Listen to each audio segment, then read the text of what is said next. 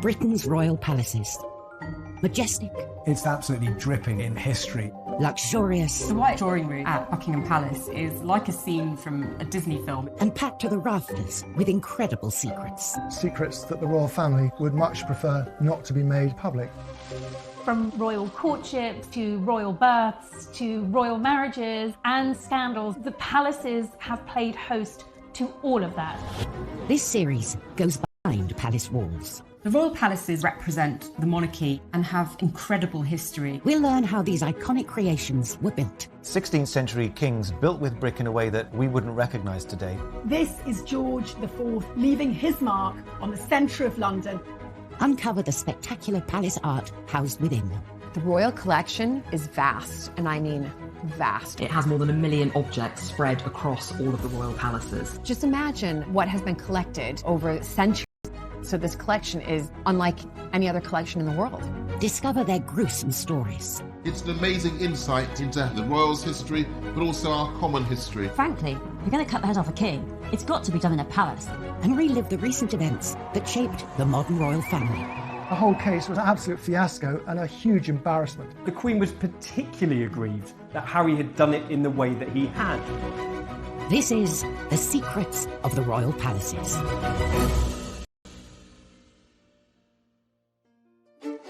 This time, a conversation between the Queen and Diana's butler is kept secret, landing him in the Old Bailey. I just felt as if I betrayed the princess's legacy, when all I'd ever wanted to do was protect her. We explore the royals' hidden getaway, the vast estate of Balmoral. They can walk for 4 or 5 hours and not come across a living soul. We discover that Henry VIII's great lost palace was a stadium for violence. What he does when he restores Whitehall Palace is he makes sure it has to have its own special cockfighting pit. And we reveal the secret story behind one of the most iconic statues in the country. To their astonishment, they found out that it was actually one of Queen Victoria's own daughters. And royal protocol is tested with President Trump's state visit to Windsor Castle. There was a lot of nervousness about how Trump would behave. All eyes were on him.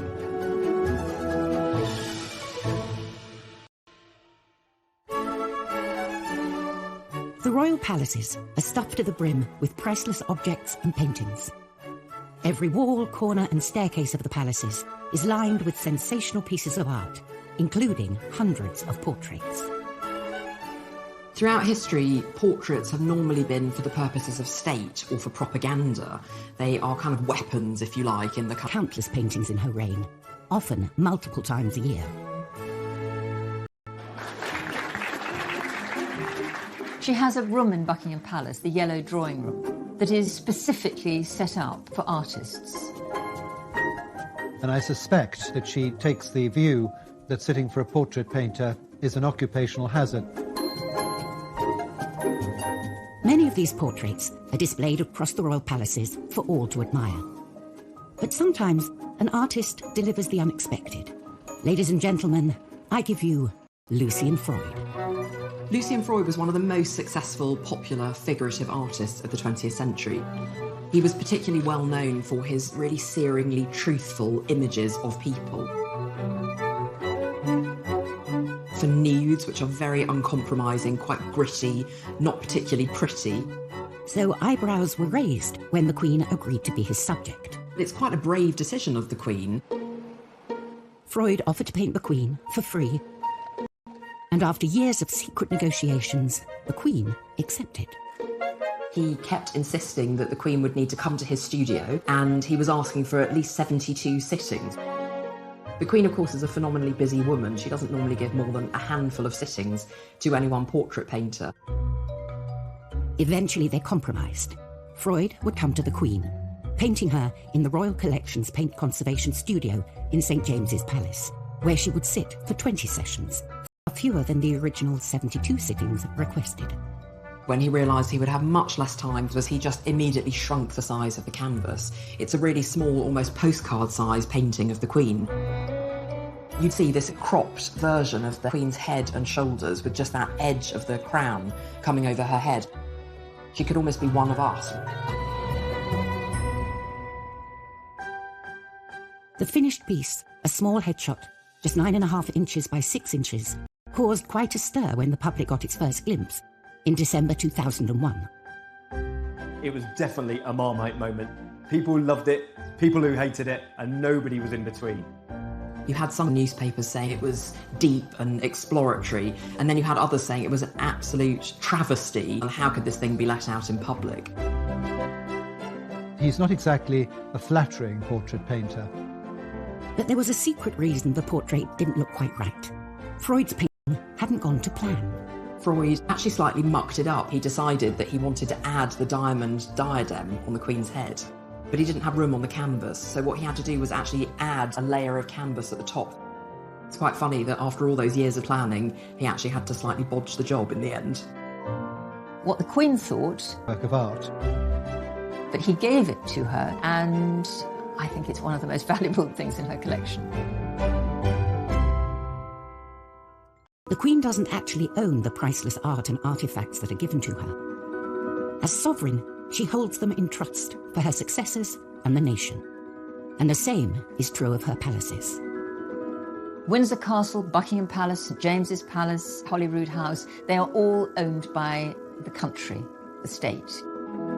The only two royal residences that the Queen actually owns are beautiful Sandringham Estate in Norfolk and Balmoral in Scotland. For nearly 170 years, Balmoral has been the royal family's secret retreat in the Scottish Highlands. Balmoral is very Scottish. It's set in the most beautiful countryside in the Highlands of Scotland. The royal family's annual summer holiday here is a time for them to embrace all things Scottish.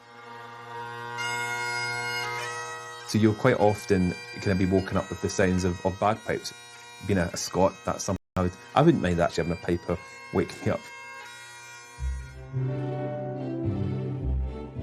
In 1842, Queen Victoria and her husband Prince Albert fell in love with Scotland. She was infused by the romance of Scotland. She loved it, and so did Prince Albert.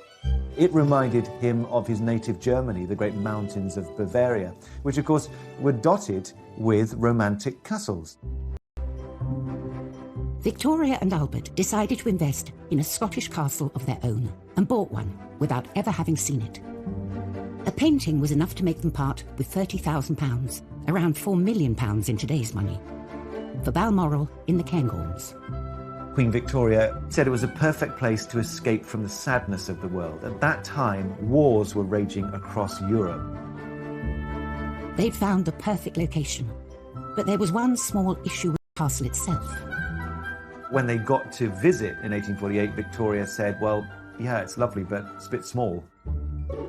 So they moved into the existing castle and started building a bigger one 100 yards away.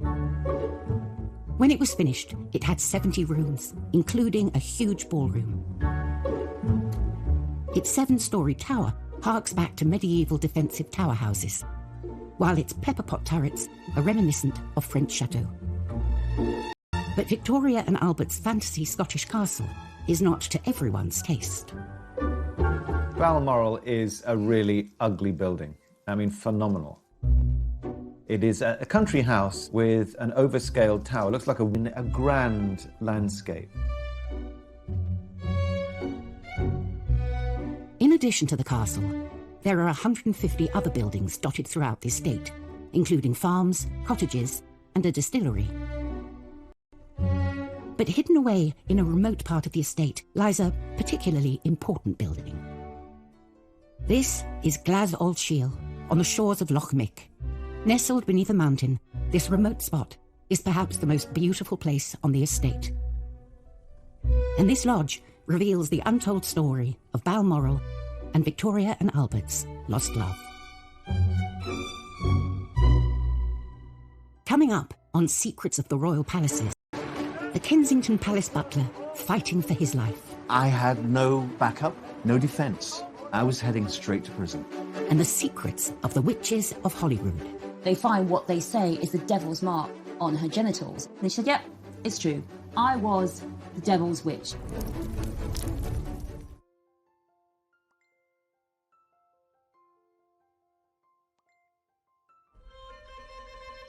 Each royal palace is as unique as the monarch who lived there. George IV's Buckingham Palace was designed as a showpiece which would dominate London, while William III's Kensington Palace was built outside of London as he suffered from asthma and wanted to avoid the pollution. But none of the palaces are as closely associated with a particular monarch as Queen Victoria's Balmoral Castle. Balmoral, the royal Scottish retreat. It's not just a house, it's a 50,000-acre estate. That's almost twice the size of the city of Manchester. Balmoral is hundreds of acres of nothingness with nobody. They can walk for 4 or 5 hours and not come across a living soul. Queen Victoria and Prince Albert bought the estate as their ultimate secret love nest, a place where they could get away from the court and be together.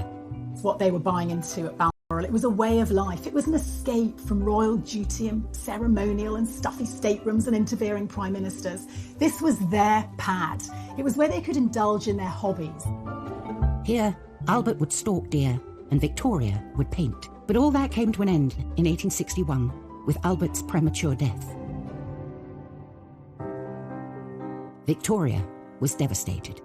She retreated from the world and found solace at Balmoral. And here on the shores of Loch Mick, she built what she called her widow's house, where she could mourn in peace. It was an additional place where she associated to it. It became hers, her widow's cottage. And it just shows the depth, I think, of her despair and her need to escape. And it was at Balmoral that she found a place to do that. Victoria spent her first night in the lodge in October 1868 and recorded her sorrow and loneliness in her diary, missing her dearest Albert, with whom she had been so happy at Balmoral.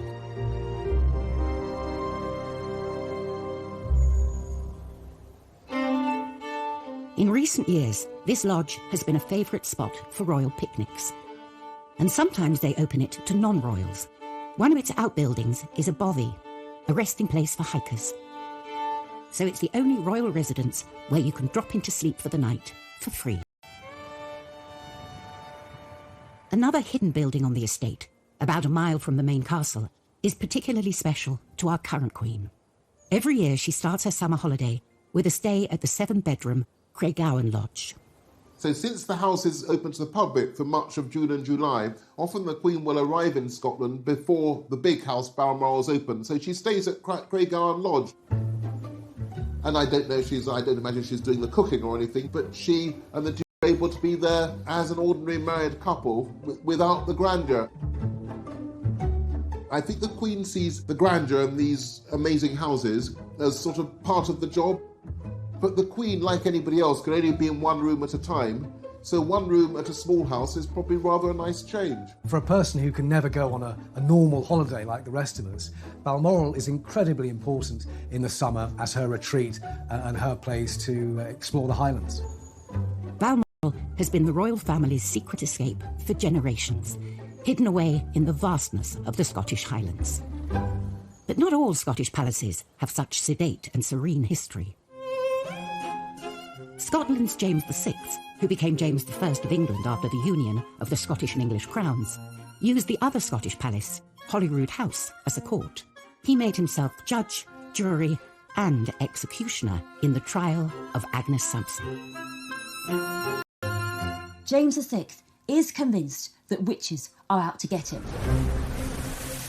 And it all really starts with bad storms. His wife, Anne, she's coming over from Denmark to marry him, and he decides that the bad storms on the way are caused by witches who are trying to kill the future queen. So James called for one woman, Agnes Sampson, to be brought to Holyrood House, and she's questioned. And in front of the king, she refuses to say she's a witch. She says she's innocent. So she's taken to the Holyrood cells. It's got these 4 teeth. 2 go into one cheek and the other 2 go onto the tongue. It's really torture. And still, she's not saying anything. She's not giving up. And then they decide to look for the devil's mark. And what they mean by a witch mark is what we'd see as a mole, even a freckle. I mean, they're that desperate, sometimes even a freckle will do. So finally, they find what they say is the devil's mark. on her genitals, on her privities, as they put it. So that is really the moment when Agnes crumbles. She said, yep, it's true. I was the devil's witch. So Agnes, poor woman, is burnt at the stake, and James, he is convinced that witchcraft exists. He writes a witch hunting guide, Demonology, a book that you can use for hunting down witches, and we think about 4,000 people are burned and killed as witches in Scotland. And all of this hysteria, all these deaths, they all began with James' trial of Agnes Sampson at Holyrood House. Throughout history, the royal palaces have played the part of the ultimate backdrop to some of the greatest affairs of state and political intrigue the country has ever seen. They've seen death, they've seen murder, they've seen marriage. Look at them, that's called a microphone. There's absolutely nothing that hasn't happened in these palaces. But what really gets the public interested are the secrets behind the drama.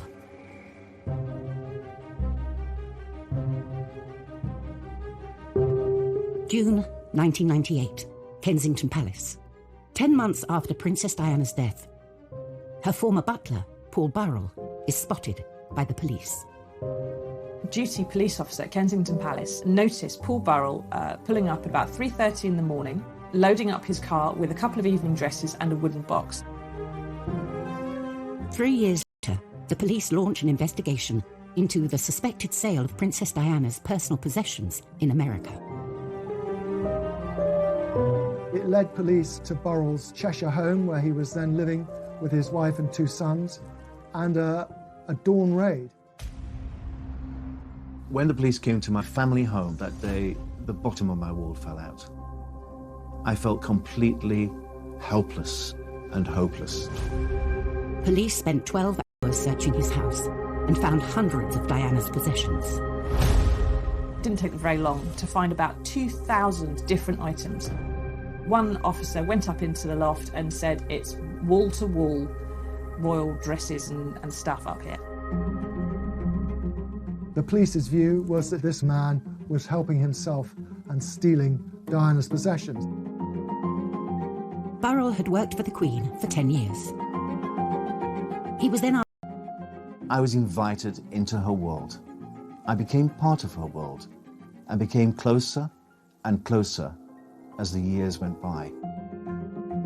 Diana felt that she could trust him, she confided in him, and as he later revealed, she did ask him to provide some very intimate services, including smuggling boyfriends into Kensington Palace late at night.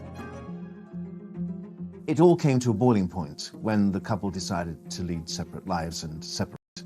Charles said to Diana, you can have anything you want. What do you want? Do you want the furniture? Do you want the silver? You name it. Make a list.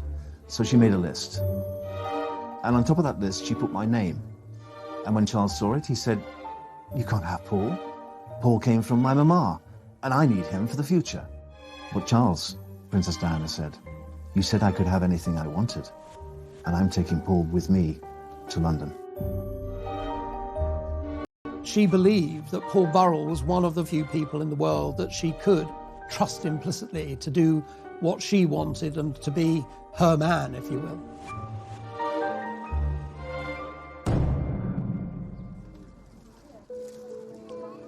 After Princess Diana's tragic death in 1997, Burrell was heavily involved in sorting her belongings at Kensington Palace.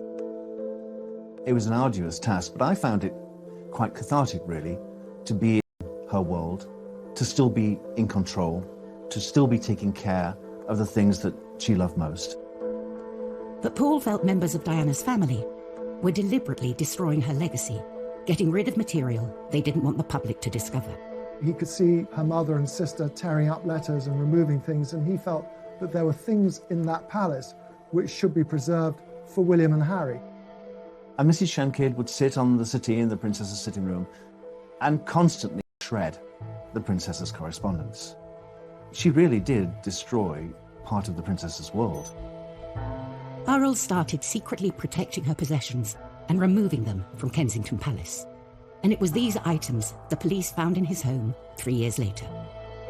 The 43-year-old former royal servant left a London police station this evening to return to his home in Chester, having been formally charged with stealing 342 items of personal property. The police believed they had enough evidence to take Burrell to court, with the apparent approval of Prince Charles. The police told the Prince of Wales they had photographic evidence of me wearing Diana's clothes. Of course, none of it was true. None of it was true. It never happened. The stage was set, Paul Burrell has denied 3 charges of theft. and intimate details about the royal family could be exposed. It's impossible for anybody to have witnessed what happened. So because of that, I had no backup, no defense, none whatsoever. I was heading straight to prison. Coming up, the Queen reveals a secret conversation that will change the outcome of the Burrell case. Never before had a monarch intervened in a criminal court case. And Henry VIII sees a palace as the perfect backdrop for extreme sports. When he restores Whitehall Palace, he makes sure it has to have its own special cockfighting pit.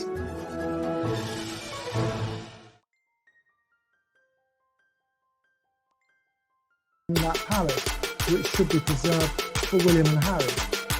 And Mrs. Shanklin would sit on the settee in the princess's sitting room and constantly spread the princess's clothes. She really did destroy part of the princess's wardrobe. Burrell started secretly protecting her possessions and removing them in Kensington Palace. And it was these items the police found in his home 3 years later. 53-year-old former royal servant left a London police station this evening to return to his home in Chester, having been formally charged with stealing 342 items of personal property. The police believed they had enough evidence to take Burrell to court, with the apparent approval of Prince Charles. The police told Prince of Wales they had photographic evidence of me wearing Diana's clothes. Of course, none of it was true. None of it was true. It never happened.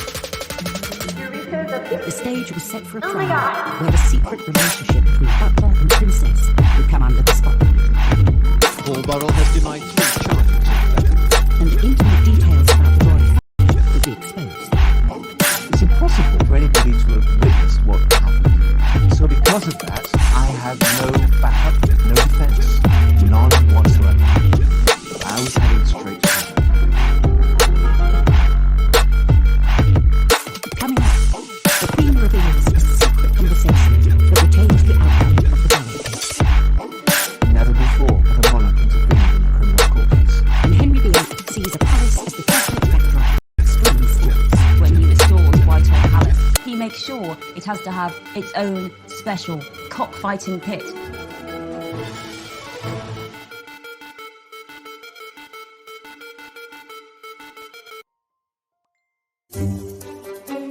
Behind the pomp and glamour of the British royal running. Very rarely do any of these backroom staff make it into the headlines. But in October 2002, all that changed with the trial of Princess Diana's former butler, Paul Burrell.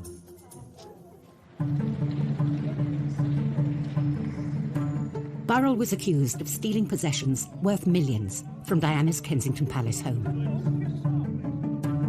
The police wanted my head on a spike. They wanted me in prison. Because then I would never, ever have been believed again. In his defence statement, Burrell mentioned a conversation he had had with the Queen after Diana's death. We were standing in her sitting room, just the two of us, and we had a very open, frank discussion. I told her everything that had happened, and I said, I've taken it upon myself to keep things the princess had given to me for safekeeping, and I've protected them. And she understood that. But due to an age-old palace protocol, Burrell was duty-bound to keep the details of this conversation secret. Paul Burrell couldn't say to his lawyers, look, I told the Queen I'd taken all of this. He was just prevented from doing so. Many people will not be aware of the protocol that when you have a private audience with the sovereign, you're not supposed to repeat what has passed between you. It is entirely confidential, and the confidence belongs to the sovereign. So it is up to the sovereign whether she reveals what you spoke about or doesn't. I'm not going to tell them how close I was to Her Majesty. I'm not going to tell them. That's going to be my privilege. But I would have to pay the cost. And the price I would pay would be prison. Coming each day to the Old Bailey is a journey Paul Burrell is getting used to. After 11 days of the trial, Burrell was thrown a lifeline from an unexpected source. The Queen had only realised Paul Burrell was on trial when she drove past the Old Bailey on her way to a church service for the Barley Bubbling and noticed all the crowds outside. And the Queen then, at that point, her memory is jogged and she realises that she has the vital piece of information that Burrell had in fact told her that he was doing that. He was taking things for safekeeping. And the Queen, in reply, said, "Oh, hang on. Paul told me he was looking after these things for safekeeping. We'd better let them know." The Queen's recollection undermined the prosecution. She knew Burrell was taking Diana's possessions out of Kensington Palace. This wasn't a palace theft, and the trial collapsed. Permanently deprived the royal princes of their mother's goods, merely that he'd taken them into custody so that they could have them when they grew to be 18.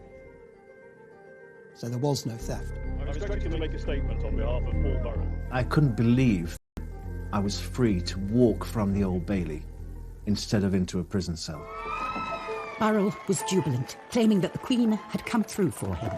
Never before had a monarch intervened in a criminal court case. And she'd saved me. She saved me from what I thought was my fate. But I think she saved me because she knew me, because I was her boy for 11 years. And she saw me grow, and saw me marry and have 2 children. And I think she cared. I do, I think she cared. She cared about me and what would happen to my family. One of the most high-profile court cases was now over. The Kensington Palace butler was free.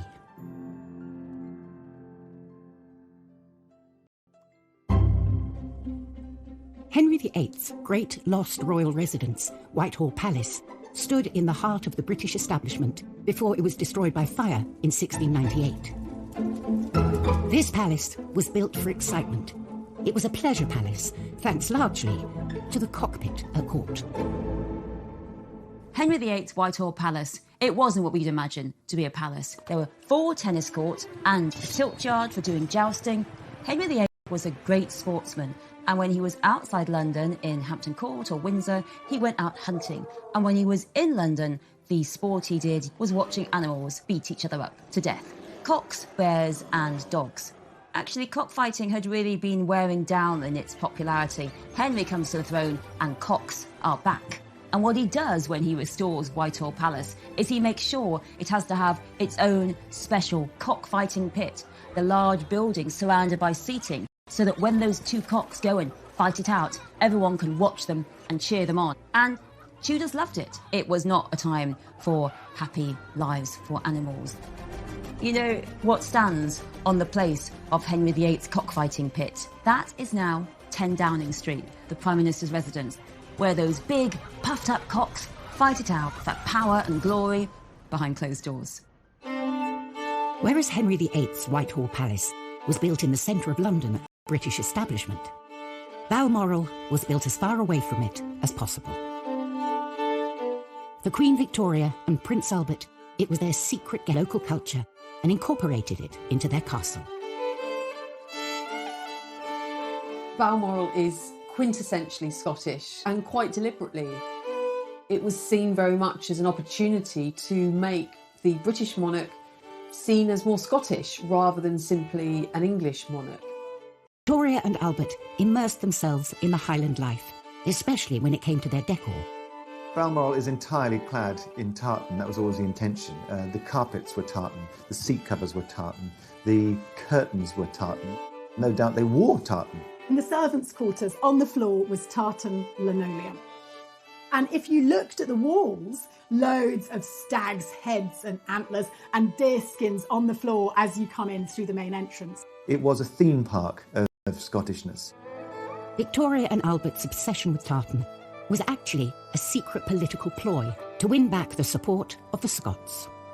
In the middle of the 18th century, Victoria's great-great-grandfather, George II, had invoked the massacre of Glencoe. Tartan was banned. Any affiliation with Scots or Stuarts against the English kingship was treasonous. And so for Victoria to start to rebind the links with the people of Scotland went down really well.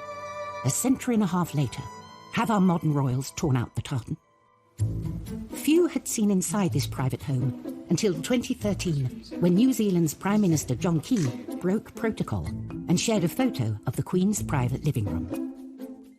And what you see there is a glimpse of an interior which was undoubtedly familiar to Victoria and Albert. I mean, their own portraits, Victoria and Albert, still either side of the fireplace that they commissioned and saw built. There are still tartan carpets wall to wall there. Some of their furniture still survives in situ. It's simply been comfortably updated through time, and I rather like that. While in Balmoral, you can walk for miles without bumping into another living soul. In London's Kensington Palace, you can't turn a corner without bumping into a royal. In fact, it houses more royals than any other residence, including the future King and Queen. And watching over this palace is Britain's second longest reigning monarch, Queen Victoria. This marble monarch greets over 500,000 palace visitors every year. But the creation of this statue is one of the palace's greatest secrets.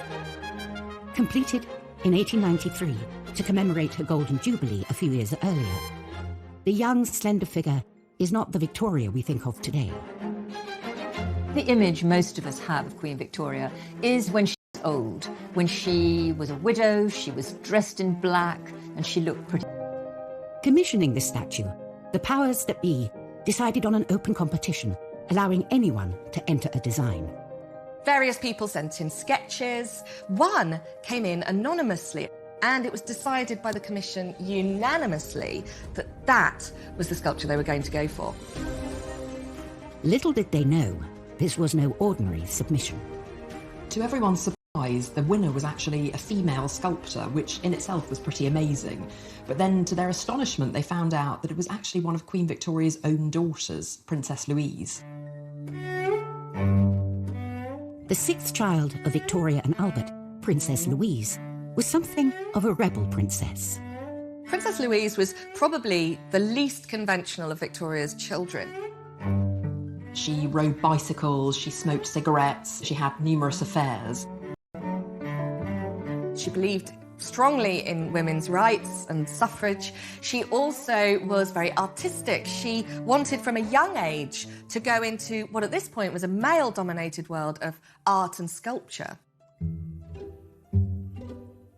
Unsurprisingly, there were lots of subjects Louise and her mother did not see eye to eye on, including her sculpting. Victoria very much disapproved of her daughter's interest in sculpture. She thought it was a masculine art form and really unseemly for a princess. But the rebellious princess stuck to her guns. After much pushing and cajoling, she persuaded her mother to let her go to the National Art Training School, now the Royal College of Art. And that made her the very first princess ever to go to a public education institution. At first, Louise had not wanted to enter the competition for the commission, fearing it would be inappropriate. But now that she had won it, the stakes were even higher. Not only did she have to satisfy the organisers and the general public, she also had to please her disapproving mother, the Queen. Everyone would have had an opinion about the sculpture, and lots of people would have been waiting for Louise to fail, particularly feeling that a woman sculptor wasn't appropriate and a member of the royal family.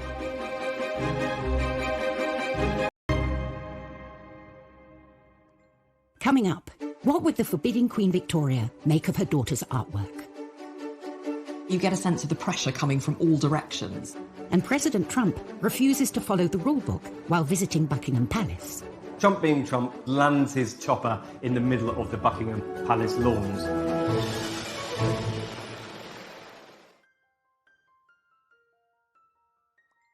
Now the Royal College of Art.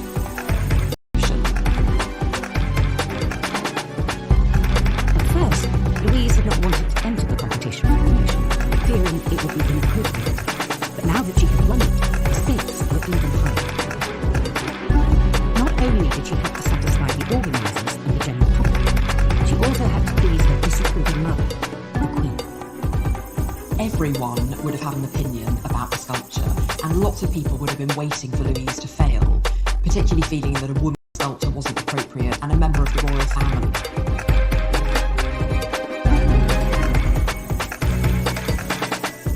Coming up, what would the forbidding Queen Victoria make of her daughter's artwork? You get a sense of the pressure coming from all directions. And President Trump refuses to follow the rule book while visiting Buckingham Palace. Trump being Trump lands his chopper in the middle of the Buckingham Palace lawns.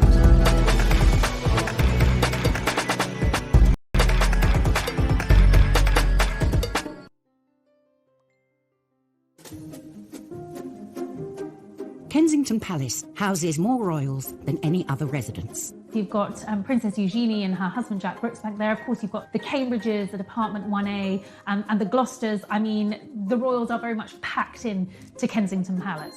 And they're all watched over by the young Queen Victoria, thanks to a controversial statue designed by her daughter, Princess Louise. The rebellious sixth child of Queen Victoria had secretly entered and then won a competition to create a sculpture of her mother at Kensington Palace. Now, she had to deliver. Louise herself lived in Kensington Palace, and that's where she'd set up her studio. It, of course, was the palace in which Queen Victoria had been born, so you get a sense of the pressure coming from all directions.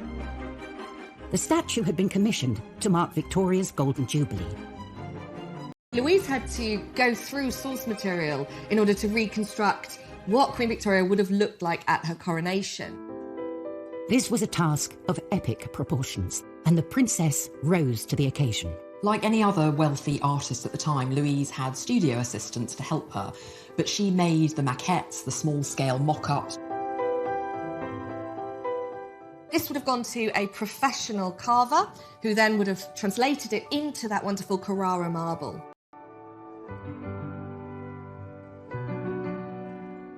Although the statue had been commissioned for the 1887 Jubilee, it was not completed until 1893, on the anniversary of her coronation. Victoria herself unveiled the statue, but would she like it? She said, "It gives me admirably designed and executed by my daughter." The rebel princess had pulled it off. The Queen loved the statue. Princess Louise carved several other public statues, but her best known is the one she made to stand here, guarding her mother's childhood home.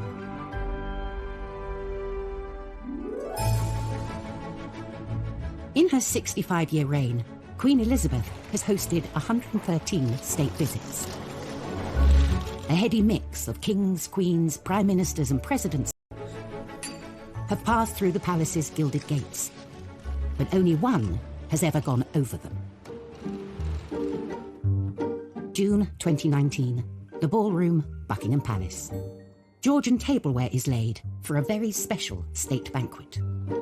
The state visit is very much about putting on the best of British. It's a chance for us to show off and say, this is what we're all about, and the Queen personally will inspect the table. So there's pressure for the butlers. Feeling the heat on this official visit will be American President Donald Trump. Americans love the royal family. Even if you're the President of the United States, it's a big deal to come and meet the Queen. You know, you couldn't get two more opposite people in one room together than President Trump and Queen Elizabeth. The palace was on high alert for any potential banana skins, which wasn't surprising, considering what had happened the first time President Trump met the Queen at Windsor Castle. If you look back at the G20 2018 visit, he did have that huge faux pas. Trump walks in front of her, everybody's cringing. This Queen is dwarfed by his gargantuan size and suddenly appears from behind him. It's an absolute shocker. And his lack of etiquette isn't the only baggage Trump brings with him. No, the room is full of mirrors. Where would you want Where would you like us? If you look at the two state visits between Obama and Trump, it's almost night and day. When Obama arrived, he obviously took a car to Buckingham Palace, and the streets were lined with people cheering him on. And it completely opposite when Trump arrived. The streets were lined mostly with people protesting his visit.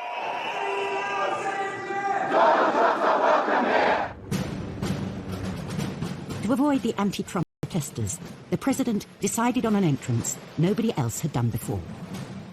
He was the very first president to fly in on a helicopter for a state visit. Trump being Trump, flies over the protesters, lands in the middle of the Buckingham Palace lawns. All the journalists, including myself, were stationed on the lawn. Emerges from the helicopter. He thought he was going to meet the Queen, but it was Charles and Camilla who were the first to meet him. Only then did Trump get to join Her Majesty, inspect the guard, from a safe distance. I think he probably surprised many people in that he was quite quiet and subdued. It's almost like you're visiting your granny. And you remember when you used to go and visit your granny, you would wear your best clothes, you would mind your P's and Q's, you wouldn't make any mistakes. President Trump knew he needed to be on the very best behavior. You have to remember, this Queen has been through everything. She's seen it all. This is just another president. Next time, at Windsor Castle, the world's oldest working kitchen rises from the ashes. The archaeologists revealed something quite extraordinary, that this was original to Edward III's building. We explore the mysterious Balmoral pyramid. It is really not what you would expect to see in the middle of the Scottish Highlands. And Diana's statue fails to materialise at Kensington Palace. Is this further evidence of a fractious relationship between the two of them?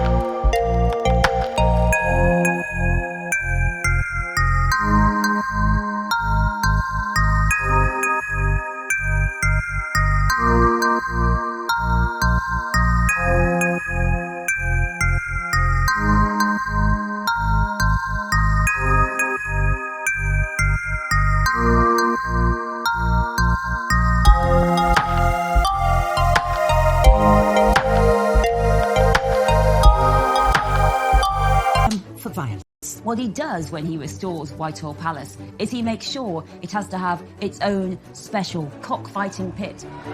And we reveal the secret story behind one of the most iconic statues in the country. To their astonishment, they found out that it was actually one of Queen Victoria's own daughters.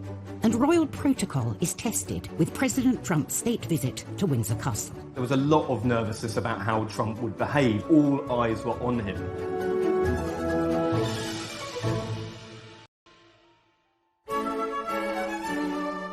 The royal palaces are stuffed to the brim with priceless objects and paintings. Every wall, corner and staircase of the palaces is lined with sensational pieces of art, including hundreds of portraits. Throughout history, portraits have normally been for the purposes of state or for propaganda. They are kind of weapons, if you like, in the... Countless paintings in her reign, often multiple times a year.